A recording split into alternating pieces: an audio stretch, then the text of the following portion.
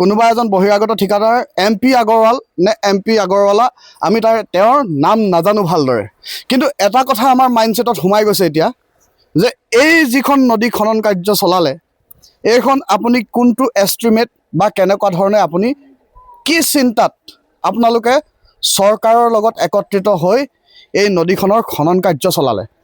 এতিয়া মানুহে আপোনাৰ এই নদীখনৰ কাৰণে ককবকাই থাকিবলগীয়া হৈছে। বিজ্ঞানসন্মত যদি প্ৰযুক্তি আপোনালোকৰ হাতত নাই তেতিয়াহ'লে আপোনালোকে কিয় এইখিনি কাম কৰিছে? আপোনালোকৰ ওচৰত যদি ভাল অভিজ্ঞ ইঞ্জিনিয়াৰ নাই তেতিয়াহ'লে আপোনালোকে এইখিনি কাম কিয় কৰিছে? আমাৰ মুকলি প্ৰশ্ন, এয়া ৰাইজৰ প্ৰশ্ন। আৰু স্পষ্ট কথা আপোনালোকে জানে, যিসকলে ঠিকা লৈছিলে, যিসকল চৰকাৰী পক্ষৰ মানুহ, আপোনালোকে স্পষ্টকৈ জানে যে পাহাৰৰ শিল বালি কয়লাৰ পানী কয়লাকে ধৰি এই নদীখনত প্ৰবাহমান হৈ থাকে। আৰু তেনেস্থলত আপোনালোকে জানি শুনিও মাত্ৰ বাৰী কাষৰ ঢাপ মৰা খালৰ দৰে এখন জান খান্দিলে। আৰু সেই জানখনৰ পানীয়ে এতিয়া এই মানুহখিনিক জীয়াটো ভোগাইছে। একাঠু এবুকুলৈকে পলস, নেপালী খুটি, বিহুবৰ, বেতবাৰী বা পাণ বেচাৰ পৰিস্থিতিৰ দৰে এটা পৰিস্থিতি আপোনালোকে এই তিতাবৰৰ ওখ ঠাইবোৰত আপোনালোকে ক্ৰিয়েট কৰিছে। আৰু এইবোৰ জানি বুজি কৰি আছে আপোনালোকে, এইবোৰ জানি বুজি কৰি আছে। আপোনালোকে স্পষ্টকৈ জানে যে কোনোবা মাৰোৱাৰীয়ে পাহাৰৰ ভিতৰত কয়লা খান্দিছে আৰু সেই কয়লাৰ ক'লা পানীয়ে আমাৰ অসমীয়া মানুহৰ জনসাধাৰণৰ জীয়াটো ভোগাইছে।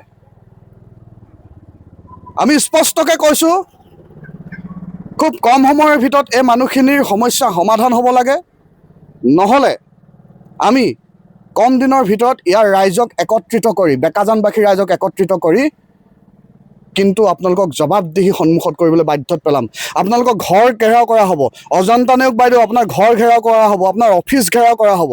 প্ৰয়োজন সাপেক্ষে যি পৰ্যায়লৈকে যাব লাগে আমি যাম। বেকাজানৰ সম্পূৰ্ণ ৰাস্তা ব্লক কৰি দিয়া হ'ব। ইয়াত নাগা নামিবলৈ দিয়া নহ'ব। যি নগাৰ কয়লাৰ ক'লা পানী ৰাইজে খাইছে সেই নগাক ইয়াত আহিবলৈ দিয়া নহ'ব। কয়লাৰ পইচা নগাই পাইছে, কিন্তু কয়লাৰ ঘোলা পানী আমাৰ অসমীয়া মানুহে পাইছে। কেৱল মাত্ৰ এই বেকাজান গোহাঁইগাঁও নহয়, বেকাজান গোহাঁইগাঁও ভেলগুৰি বজালকটা। আৰু এই নদীখন যেতিয়া তেৰিমেৰি নদীৰ লগত সংলগ্ন হৈছে আৰু তেতিয়াই তেৰিমেৰি নদীয়েও এটা ভয়ংকৰ ৰূপ লৈছে।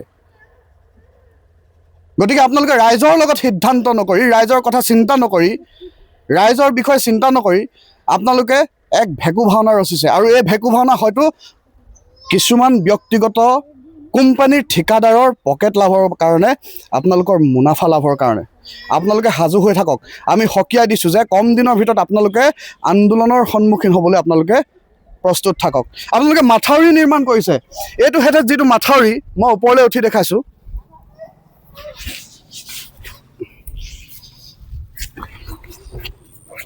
এই যিটো মাথাউৰি, এইটো মাথাউৰি, এই সন্মুখতে আপোনালোকে এই সন্মুখ ভাগত, এই মাথাউৰিটোৰ সন্মুখ ভাগ আপোনালোকে ঠিকেই বনাইছে, ডাঙৰ, দেখিবলৈ ডাঙৰ। কেমেৰা ধৰিবনে তালৈকে মোক অকণমান? আপুনি ইফালে আহক, মই দেখুৱাই আছোঁ। আপোনালোকে সন্মুখৰ যিকণ কেমেৰা ঢুকি পাব লাগে সেইকণ মাথাউৰি ঠিকে বনাইছে, কিন্তু আপোনালোকক আমি ক'ব খুজিছোঁ যে এই যিটো মাথাউৰি বনাইছে, তাৰপিছত ৰাস্তাৰ কাষৰ পৰা এইটো যিটো মাথাউৰি বনাইছে এইটোকে ভেকু ভাওনা কৰিছে। MP আগৰৱালা আপোনাক সকীয়াই দিছোঁ এই গোহাঁইগাঁৱৰ এই মাথাউৰিৰ ওপৰৰ পৰা। আপুনি সাজু হৈ থাকক, ৰাইজৰ জবাব দিবলৈ আপুনি সাজু হৈ থাকক। মাত্ৰ এবেঙা, এইটো উটুৱাই নিবলৈ বেছি সময় নালাগে। আৰু নদীখন আপোনালোকে খান্দিছে, যিমানটো বহল আহিব লাগে হয়তো সিমানটো খনা নাই আপোনালোকে। পাহাৰৰ দম ঘেল, পাহাৰৰ দম ক'লা পানীয়ে এতিয়া নদীখন উপচাই পেলাইছে, লগতে ইয়াৰ খেতিপথাৰখিনি সম্পূৰ্ণ খেতিৰ বাবে অনুপযোগী কৰি পেলাইছে। গতিকে ইয়াৰ জবাব অজন্তা নেওগৰ প্ৰশাসনিক বিষয়ে দিব লাগিব, প্ৰশাসন বিষয়ে দিব লাগিব, MP আগৰৱালাই দিব লাগিব। আৰু এই কয়লা মাফিয়া মাৰোৱাৰী, কোন মাৰোৱাৰী নাজানো, কোন গুজৰাটী মাৰোৱাৰীয়ে এই কাম কৰি আছে ইয়াত নাজানো।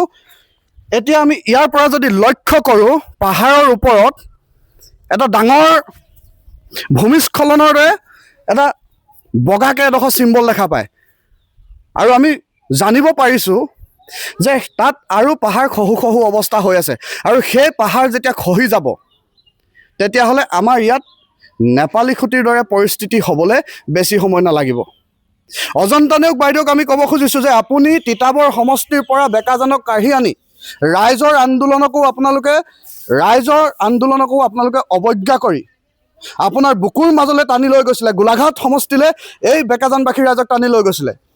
বেকাজানবাসী ৰাইজক আপুনি বুকুৰ মাজলৈ টানি নিয়াৰ পাছত এয়াই মৰম দিছে নেকি? আমাৰ প্ৰশ্ন আপোনালৈ। তেওঁলোকক ক'ব খুজিছোঁ যে আপোনালোকে কিয় আজি অজন্তা নেওগক বাধ্যত পেলাব পৰা নাই, MP আগৰৱালাক কিয় বাধ্যত পেলাব পৰা নাই যে এই কামখিনি সোনকালে সমাধান কৰিব লাগে। আহিয়ে দেখিছোঁ আজি ৰিম্পী বা মই ইয়াত ফুটেজ সংগ্ৰহ কৰিবলৈ ৰাইজৰ দুখ বুজিবলৈ আহিলোঁ, আৰু আহিয়ে দেখিছোঁ যে 4জন মানুহে জিঅ' বেগৰ দৰে এটা সাধাৰণ চিমেণ্ট বেগ ক'লা ৰং কৰি থোৱা আনি পেলানি ইয়াতে কাম কৰি আছে।